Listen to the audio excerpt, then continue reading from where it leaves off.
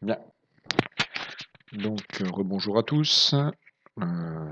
Deuxième vidéo de la journée pour ce qui concerne l'étude de cas sur l'Inde, puisqu'après avoir répondu aux questions, vous aviez donc l'activité de la page 329 à faire, donc activité qui vous permet de vous initier à la cartographie, avec une application guidée donc en dessous de la carte qui s'intitule Les modalités du développement en Inde. Donc là, par rapport à tout ce que vous aviez vu précédemment, grâce à cette carte, vous pouvez davantage spatialiser les choses. Et on vous donne donc à la fois une carte et une légende, mais sans les figurés. Tout l'objectif de l'activité étant donc de retrouver à la fois les figurés qui correspondent à chaque aspect de la légende, et également donc faire en sorte de réorganiser cette légende, puisque les différents points de cette légende ont été mis dans le désordre. L'étape 1 qui vous est donnée donc est de faire en sorte de classer toutes les rubriques de cette légende en deux parties, à savoir en grand 1 l'Inde active et développée et en grand 2 l'Inde en développement. Bon, alors il n'y a pas de plan type par rapport à l'organisation interne.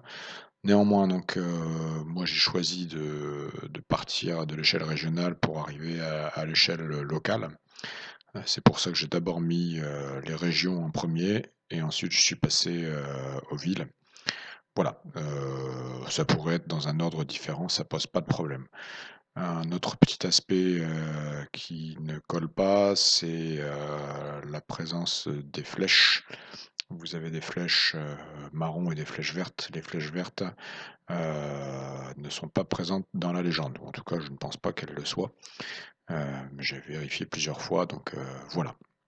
En ce qui concerne l'Inde active et développée, donc je vous propose de prendre d'abord les régions dynamiques, AIDH élevé et densément peuplées.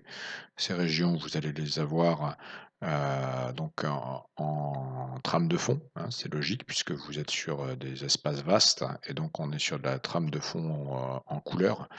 Très logiquement, vous allez avoir la partie sud du pays, comme on l'avait vu, qui est un peu plus développée. Et donc, elle va partir de Mumbai jusqu'à Hyderabad. Voilà, donc toute cette partie sud qui va être, on va dire, alors je sais pas trop la couleur, mais en pseudo rouge, hein, rouge marron. Voilà.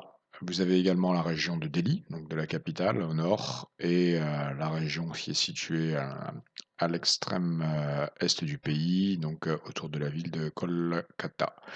La couleur donc que vous devriez choisir, donc c'est marron rouge, et vous devriez mettre ça donc dans un petit rectangle. Ensuite, on passe à l'échelle plus locale et donc par rapport à ça, donc les villes sont appelées des métropoles parce qu'elles vont concentrer des fonctions de commandement importantes, hein, pour les entreprises, pour les administrations, pour l'État.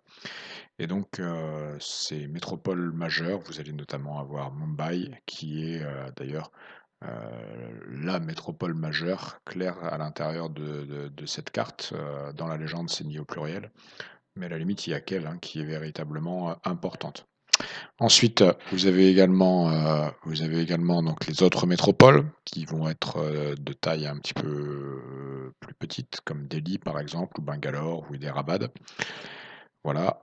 Par rapport, donc là on est sur du ponctuel, hein, figuré ponctuel, vous avez les ronds. Par rapport aux espaces industriels et tertiaires, donc ça va être les espaces qui vont cette fois-ci être délimités par des traits bleus, hein, donc soit le trait bleu qui entoure la région de Delhi ou la région de Mumbai ou la région de Kolkata. Voilà. En ce qui concerne les espaces les espaces agricoles dynamiques, donc les espaces agricoles modernisés par la révolution verte, vous allez les avoir avec des hachures vertes. Cette révolution verte, donc c'est ce qui va permettre la modernisation de l'agriculture indienne avec l'utilisation des machines, des engrais chimiques.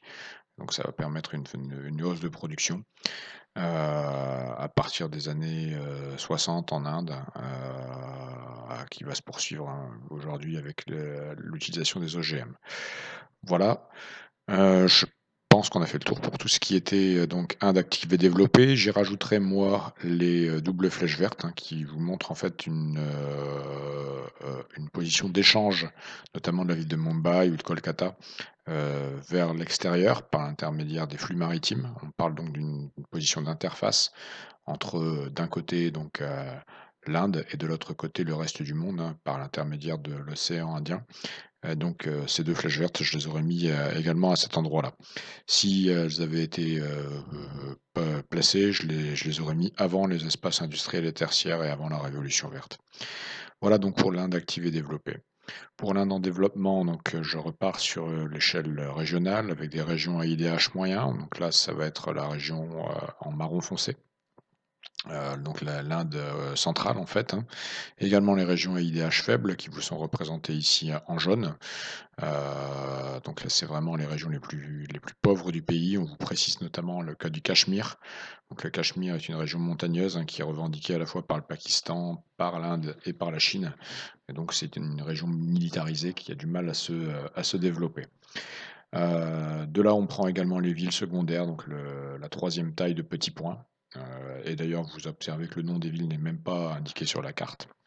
Et enfin, donc, ce qui montre que l'Inde est un pays qui a tout de même du mal à subvenir complètement aux ambitions de sa population ou aux envies de sa population, c'est l'immigration économique, hein, en provenance de 2 régions principales du monde, à savoir le Moyen-Orient. Vous allez avoir une migration de main-d'œuvre peu développée, pardon,